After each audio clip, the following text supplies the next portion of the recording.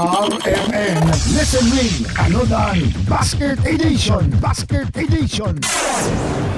Unsay pangalan ay? Lolita Samson. Ayan, si Lolita Samson. Nay, para nakoy dala dining usa ka basket nga panuda. Nakita magini mo na no pagkalamian na nay. Pero una namon ay hatag nay mangutana sa mi sa imo.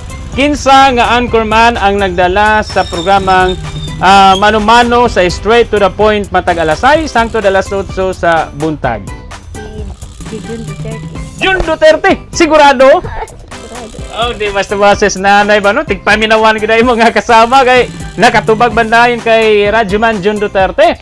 O ang imong tubag nay, tama na! Yung tungod ni ana, dawata nga to ang dalang nga panudan pagkabugat bugat nay o gaan. Bugat. Bugat kaayo sige. Ngani daw nay unsay suod sa to ang basket nay? Dahon sili. Sayuti. Sayote, Atsal. mga lamas. Mga lamas. Tapos Manok. manok. Ayan. Mga pila ka box na yung manok na to. Duha ka box.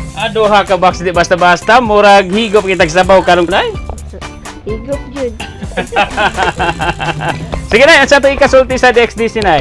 Anong salamat sa DXDC o sa inyong pahalipay. Ayan. So mo to mga kasama ang usa sa to mga sugiting paminaw dinhi sa Riverside Kalina ning ato ang siyudad sa Davao alang sa to ang nagpadayon nga RMN Listening Panudan Basket Edition. Kauban nato si Radyoman Ivy Ginita, Radyoman Joel Viray, tatak RMN. RMN Listen Ring Anodan Basket Edition Basket Edition.